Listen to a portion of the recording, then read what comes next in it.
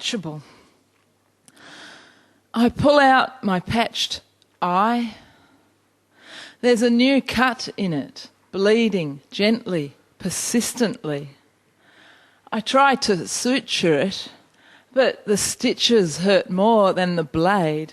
That blade made a clean, sparkling pain, a sudden fizz, a breath catch. I try to anaesthetise, but numbness is unthinkable, terrifying now after that blade.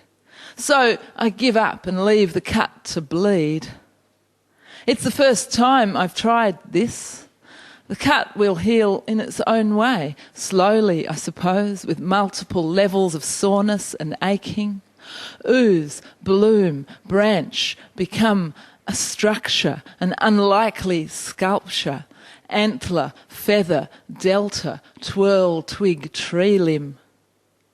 Fascinating, unmatchable, gnarly, unpredictable, lovelier than fractal. Grown from an old carved name, traced and tried by many hands.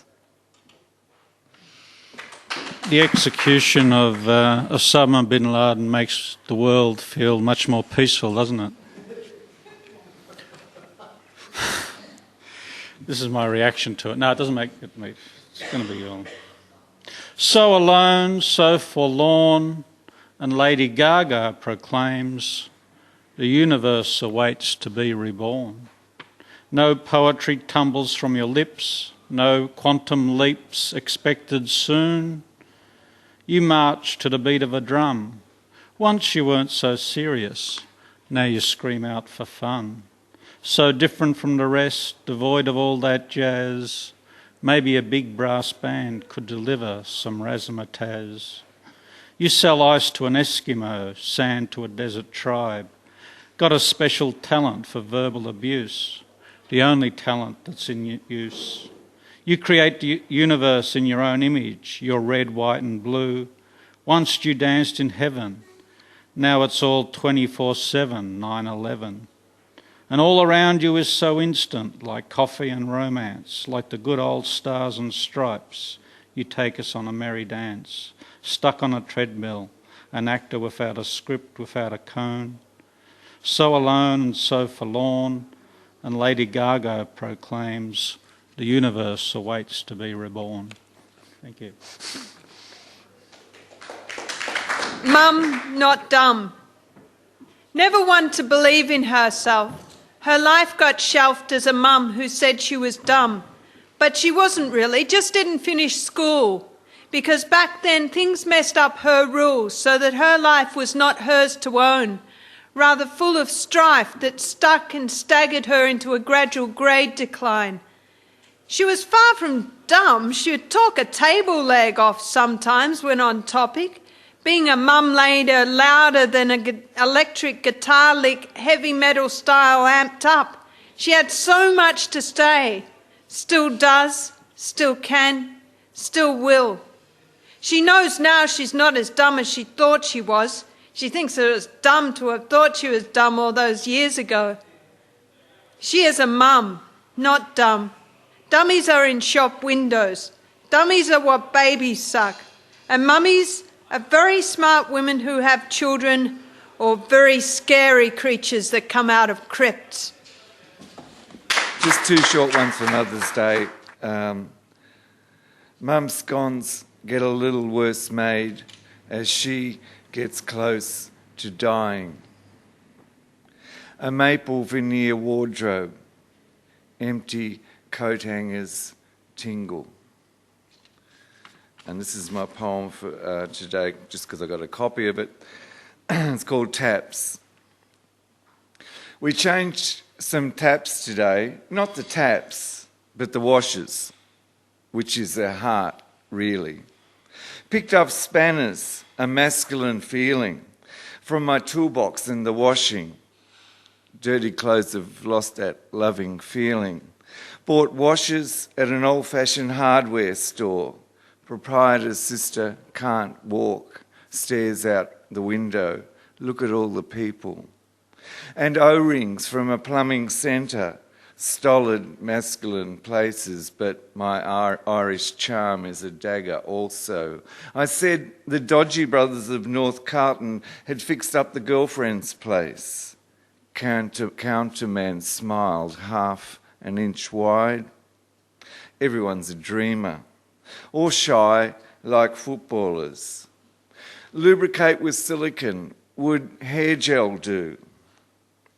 Tools clack and drop on toes that don't expect. This tap's stiff and that tap leaks. Where's the little screw gone? Don't strip the thread. The O-ring worked. She looked at me as though I was near to genius, which I didn't deserve. Later on, when we made love, she kept to her honesty whilst I tried to file edges off myself. Thank you. $5 toothbrush. Yesterday, I wanted to visit you, bring you consumable gifts. It's Christmas in the chocolate aisle of the supermarket. They're flogging all that crap again to keep the desperate money mill running. I needed a toothbrush, that's why I was in there, but some of that chocolate's really nice, and I thought of you, your tongue, savouring the sweet melt. I wanted to bring you a smile, maybe touch you, maybe not, only what you need today. Listen, talk, maybe not, only what you need today. I mean, whatever, we could just sit and stare at the windows together. Just anything together would really be okay. I got the toothbrush for only $1. It's just as good as the $5 ones and probably made in the same hellhole factory in some hellhole country next to another hellhole country with people getting on boats, not planes, not even ships, boats for Europe and Australia. And I guess they're not thinking about visiting friends or supermarkets. I guess they just don't want to be raped and starved and shot at anymore. It's that simple for those people. I think the violence and starvation and the melting are happening because someone told me and continues to tell me I need a $5 toothbrush. But it was 3 p.m. on a Tuesday, so using my Visa debit card, I bought 8 iced buns and 2 large mangoes to feed to my beautiful, beautiful, beautiful children. And in the evening, as Facebook showed me vanity publishing, virtual dating and other new skins, I deleted an email from Amnesty International and left a comment on your comment on someone else's wall.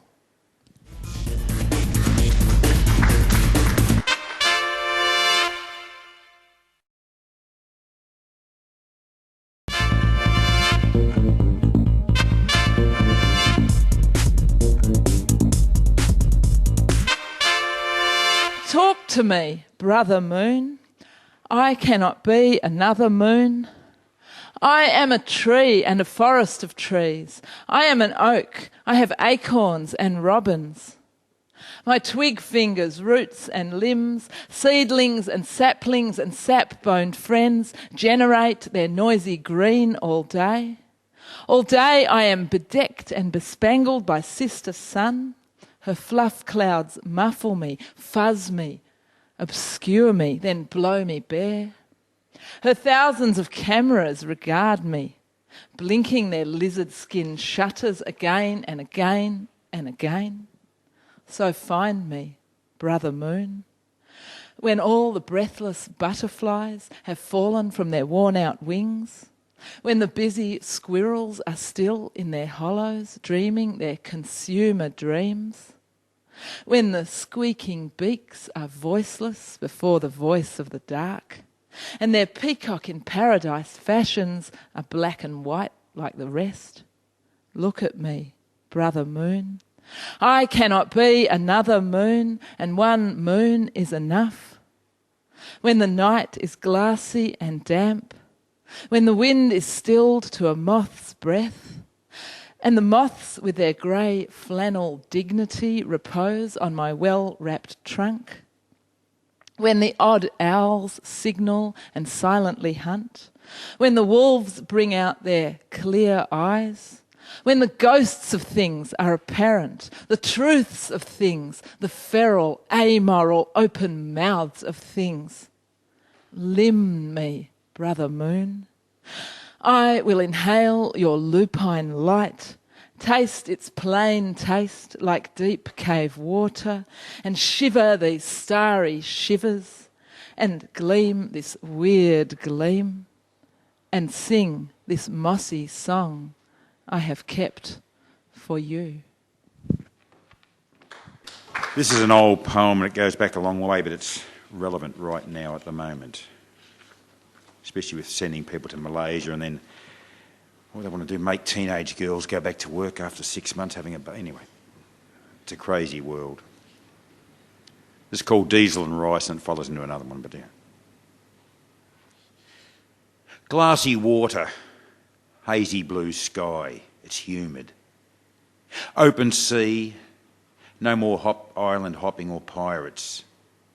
The rhythmic hum of the diesel. Babies cry and whimper. It's too hot to talk. Most are under a shade tarp catching the breeze, escaping the sore eyes and throats from the diesel fumes. Once a proud fishing boat, now low in the water, heavily overloaded with human cargo. Meals, rice and rice. Some veggies and fish if the crew can be bothered. It smells and tastes of diesel. Even their tea has a slick. The sight of a plane or a ship has the captain barking orders, a nasty piece of work. Fears his control. There's no passports or visas on this boat. Without a word, they all move below deck out of sight, packed tight like sardines, sweat pouring off. Still the cry of the babies and the hum of the diesel. Now at the crossroads, halfway point. Dark grey crowds are poaching, air's thick and tense. Fear grips everyone, safety gear for crew only. That blast of chilled air sends all below deck again. Mill Pond gives over to dancing whitecaps, huge waves. Deck moving and groaning with each pitch and roll. Propeller shaft shudders, diesel flat out and not liking it. All praying to their gods, whoever, children crying, strangers clutching each other. The whites of their eyes visible in the dullness, a collective scream, lights flicker then fail. Punished hull peels open, diesel splutters and dies, dark moody sea takes its toll. Those alive still tasting the diesel. There's no help out here, swim to where? What became of that shadowing frigate of ours? Gone somewhere. What became of our air surveillance? Gone somewhere. No one heard or saw anything they say. It's a tragic shame for them, for them, for them. And following straight on. Our house. Everyone is welcome to look at our house on the hill from a distance. Visiting is allowed when arranged prior. Only via the front gate. The backyard is well guarded with razor wire and junkyard dogs. Only the crazy or desperate would try. Beware the dog and enter at their own risk. Many have perished trying to climb the fence with no ID or driver's licence.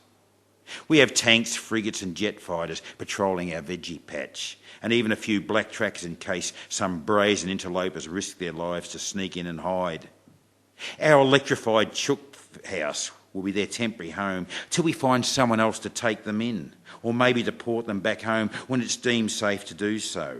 The grass is always greener on our side of the fence. Our house is a very, very fine house. Thank you. In the forest of the Vashtu Narada, the doctor dances.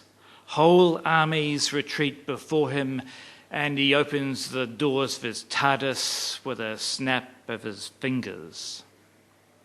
In the forest of the Vashtu Narada, Donna Noble finds her perfect man. He's gorgeous and doesn't say a word.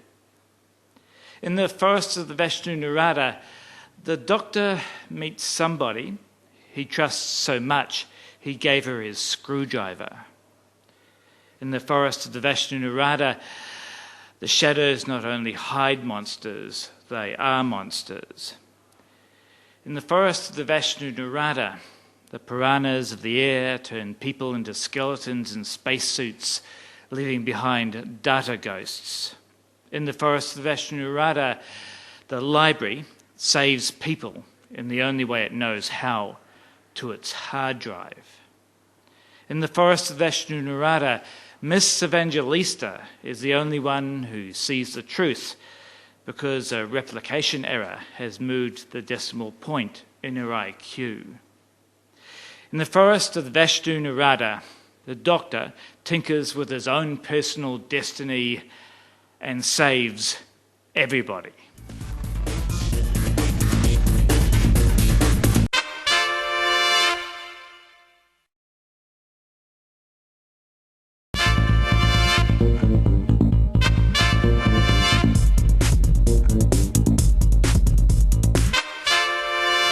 It was published in a zine that Perth Poetry Club's organising collective produced. It's mostly open mic poets that we've had.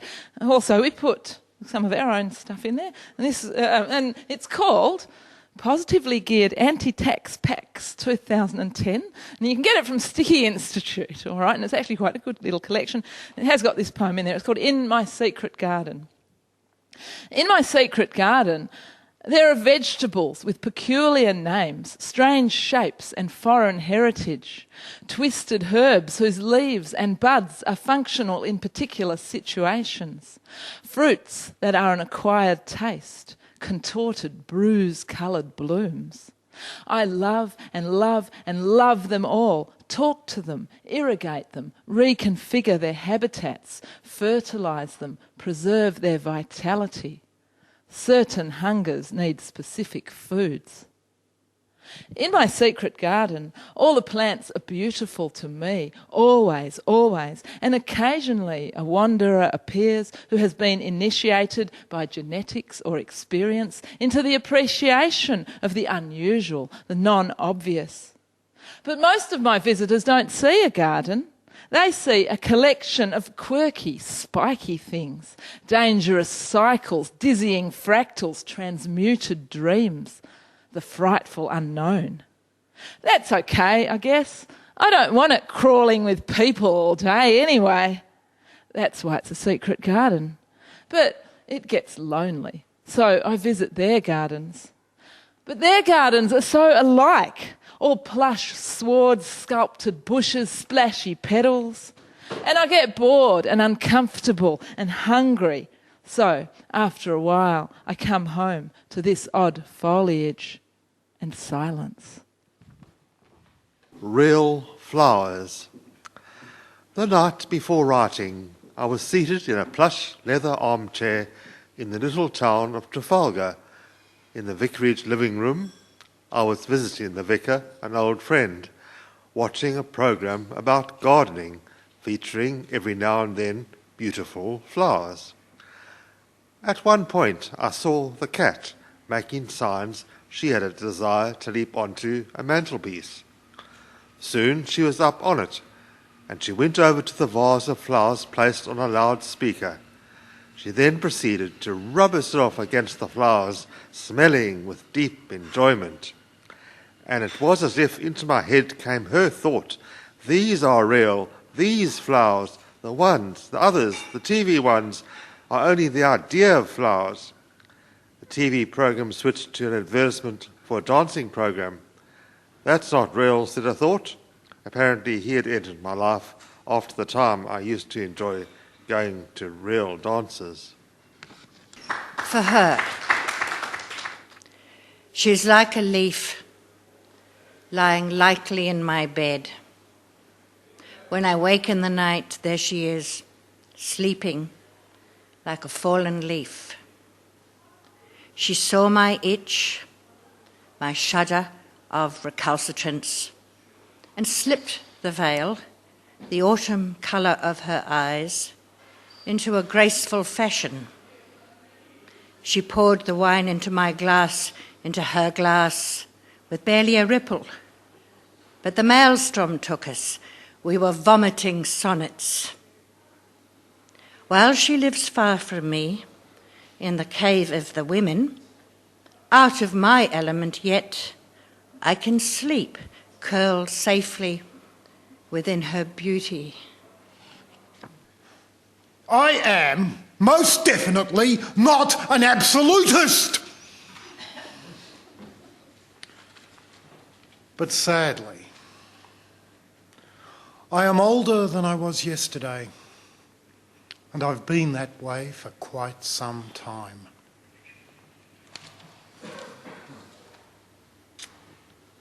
Warning to all women, be careful with this poem. Heathcliff was the real Slim Shady. This is called Wet Feathered, Sharp Sharded, and it's about a bird.